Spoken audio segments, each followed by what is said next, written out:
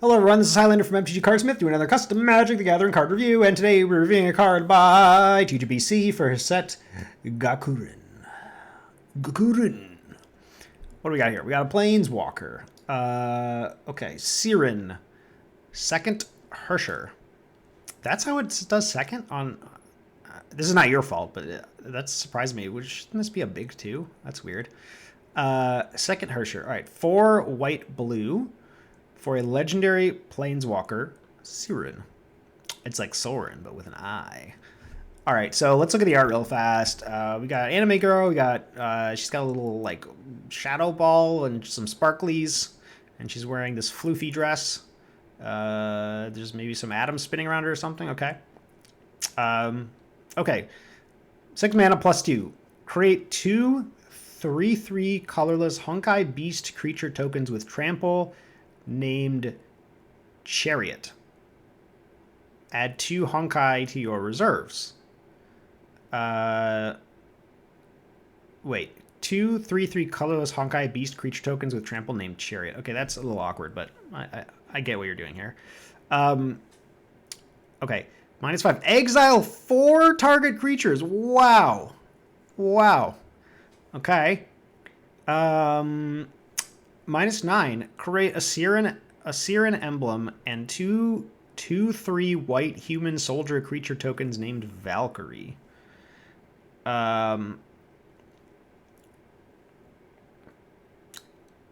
Okay. So you sent me the emblem. Let's take a look at it. Boop. Whenever you add a Honkai counters to your reserve, create a 3/3 colorless Honkai Beast creature token with trample named Chariot. Whenever you take Honkai counters from your reserve, create a 2/3 white human creature token named Valkyrie. Okay, I see. Okay, I have to complain a little bit because I still don't know what you... I've seen multiple ways to gain Honkai whatever counters, tokens. I'm not exactly sure. But I've seen no way to use them. I'd really like it if in the future, and I know you posted these like a long time ago, so like I know there's nothing to be done about it now, but when you post stuff in the future, I'd really like it if you showed me a mix of the two, because it really makes it easier to judge things if I know exactly what's going on. Like for the time being, anytime I see anything about Honkai reserves, I just ignore it because I have no idea what it means. You know what I mean? So, that's just kind of my complaint. Hopefully, you understand that I'm not trying to rag on you. It's just that you've chosen to give me some cards, but as a set, it's there's like half of the set missing in a way. I know, like, you're not giving me the whole set, which is good. You want to give me the highlights, right? But those highlights should include, like, show me what Honkai is all about, because right now I have no idea. Okay, so let's go over to the card. So 6 mana for a Planeswalker. She creates 2 3/3. So for +2, she creates 2 3/3 beasts and gets 2 counters. That's very strong. Exile 4 target creatures is...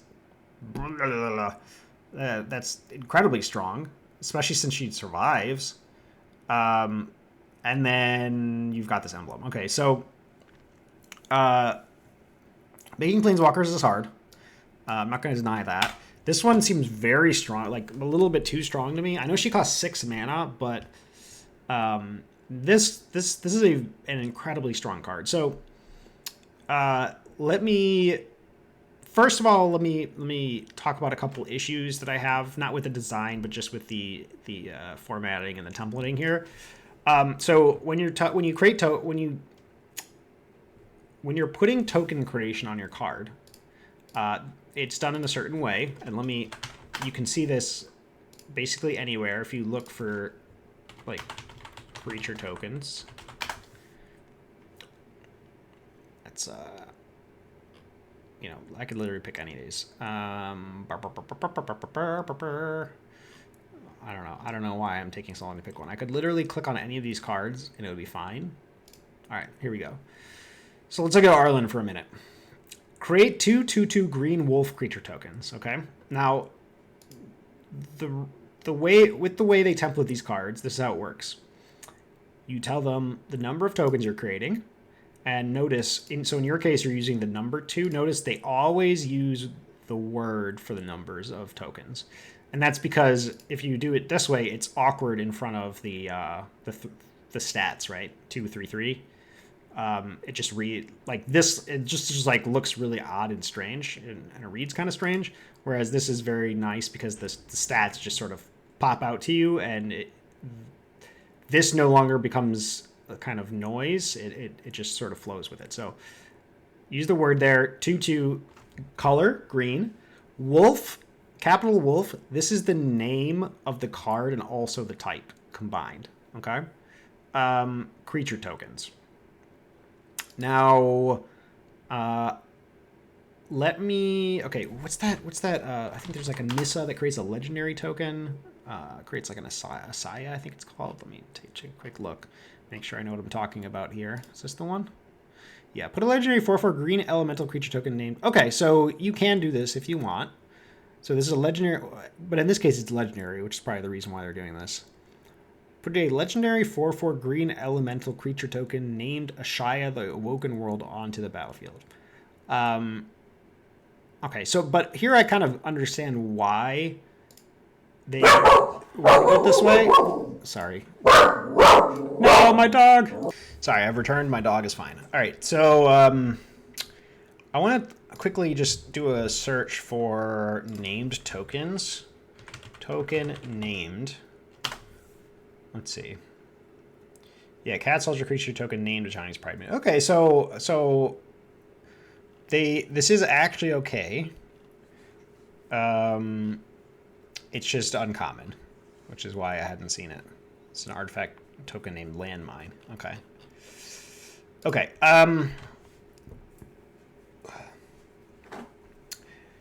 The other thing. Okay, so let's just make sure.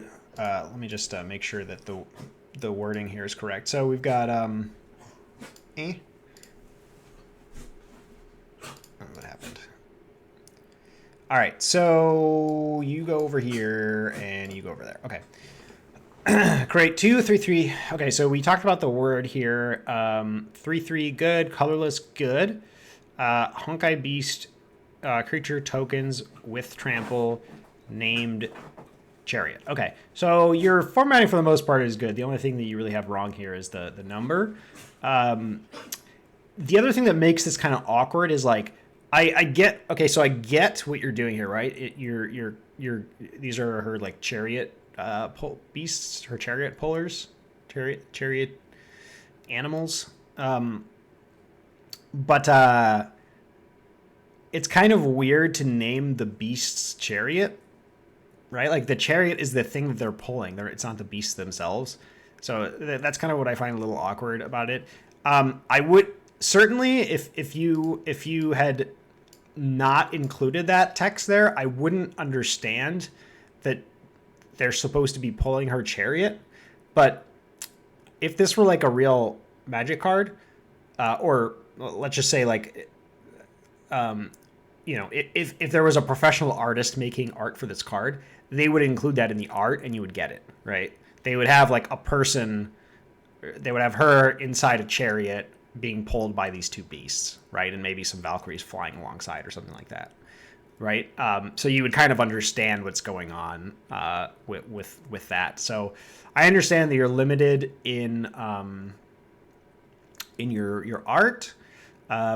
But I still think this just is a little too awkward. The fact that they're named Chariot, because it's not like the horses that are pulling your chariot are named Chariot. It's the thing you're riding in. So, excuse me. You could just say they're named Chariot Beast, and that would probably make sense, right? Or whatever kind of beast they are, you could name them that, like it's a chariot goat or whatever, right? So I would maybe suggest going that route. Anyway, Okay, so, and the other thing is this exile 4 creatures, which I don't know if this was intentional or not, but the way this is worded, you have to target 4 creatures. Even if your opponent does not have 4 creatures, that means you have to target your own. I learned this lesson the hard way back in like the first Ravnica, where they made this card Hex. And I saw this card and I was like, whoa, this card's nuts. Destroy 6 creatures. And I was like, man, I'm taking this. And then I went, I got into a situation where my opponent had like, I don't know, 4 creatures in play. And I was like, oh, I'm just going to wipe his board. And I played this and it was like, target 6 creatures. And I'm like, okay, bam, bam, bam, bam. Wait, what's going on? And then all of a sudden I'm like, oh, I have to target 6 creatures. So I literally had to kill 2 of my own creatures. Which is why they don't word cards like this anymore, because it's not intuitive. So again, I don't know if this was intentional, but even if it was intentional, that's not generally the way they do things anymore. So what you probably want to say here is exile up to 4 target creatures, and that kind of solves that problem, right? Okay, create a Sirin emblem and 2/3 white human soldier creature tokens named Valkyrie. I think Valkyrie is a creature type, isn't it? Let's see.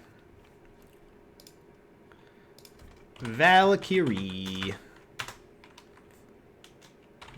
Oh no, I think they make I think they make them angels now. I think Valkyries are just angels, right? If I just search for Valkyrie, which is not really correct in our world, but I guess in the world of Magic it makes sense. Yeah. So okay. So I would probably suggest making these just angel tokens, but whatever, adds a little bit of flavor. I wouldn't expect Valkyries to be human. That's a little strange. You can make them angel soldiers or something. I don't know. So anyway, they also would expect a Valkyrie to have flying, and these don't. They're just 2/3s. They're actually worse than your chariot beasts. So it's just a little odd, I guess. Strange choice. Okay, so let's get to the sort of balance part of this card. This card is bananas. Nuts bananas, okay? So you drop this thing, you make 2 3/3s, and you have an 8 loyalty planeswalker that is close to ultimate already. That makes this a very difficult planeswalker to deal with. Incredibly difficult. She puts a lot on the board, and she's got high loyalty. But that's not... I mean, that's really pushing it. But that's not even the part that makes this card bonkers. It's the exile 4 target creatures. I mean, whoa. The only thing I can think of that comes close to this is like Ugin, which can wipe the board. But Ugin's an 8 mana planeswalker, and you have to minus X, where X is the converted mana cost of the things whatever. You get it, right? I mean, you know Ugin. Everyone knows Ugin, right? You know Ugin. You've met my friend Ugin? Let me tell you about my friend Ugin. Exile each permanent with converted mana cost X or less. It's one or more colors, right? So, if they have a big creature out, you got to sacrifice a lot of loyalty on Ugin. Now, most of the time when you play Ugin, yes, you minus and you keep him alive. But look, his +2 is deal 3 damage, and your +2 is create 2 3/3s. Yikes. 2 3/3s. So yeah, I mean, definitely too strong in my opinion. I want to look real quick at let's just look at like green planeswalkers that make tokens that cost 6 mana. All right, because I don't think you'll find one that's similarly powered, but I want to make sure because I could be wrong. So let's take a look. Well, our win doesn't count. Okay, this one makes a 4/4, but you have to -1. Let's take a look. Why? Equal to. I feel there's 6 mana Garrix, right? Do none of those make tokens? Interesting. Let's just look at 6 mana planeswalkers. Wow, weird. None of these make tokens, huh? This one turns lands into creatures. No, it doesn't. Sorry, I lied. Put 3+1/+1. Okay, none of these even come close. Is basically the gist. This is the closest thing, and this is a -1 to create 1/4/4. Okay, and she comes in at 4 loyalty, which means you use this and she's at 3 loyalty. Okay, in your case, your +2 is to create 2 3/3s. That's a lot. Okay, that's a lot of value, and not only that, she can just wipe the opponent's board. You can drop this thing, kill all their stuff, all the relevant stuff, and then start pumping out 2 3/3s a turn. Okay, that's crazy. That's crazy. So yeah, definitely far too strong. If this card said like -3 exile a creature, I would probably still think it was too strong because of making the 2 3/3s. And this thing exiles 4 creatures. All right. Yikes. So, yeah, this card is far too strong, is basically what I'm saying. So, overall, this card, a couple things I like about it. I like the idea of having these beasts be like her chariot.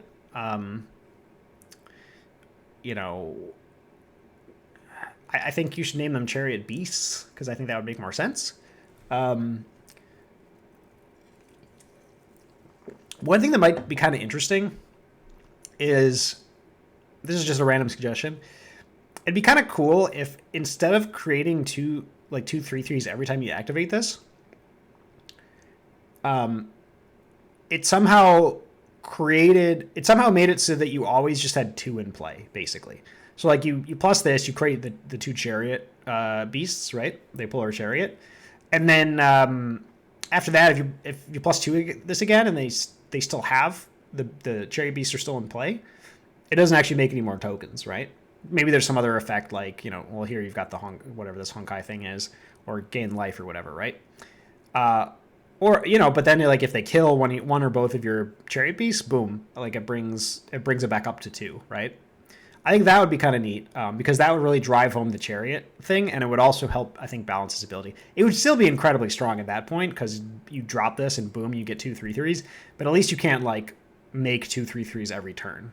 And it sort of lets, and what it does let you do too is it lets you like instead of needing to leave them back, you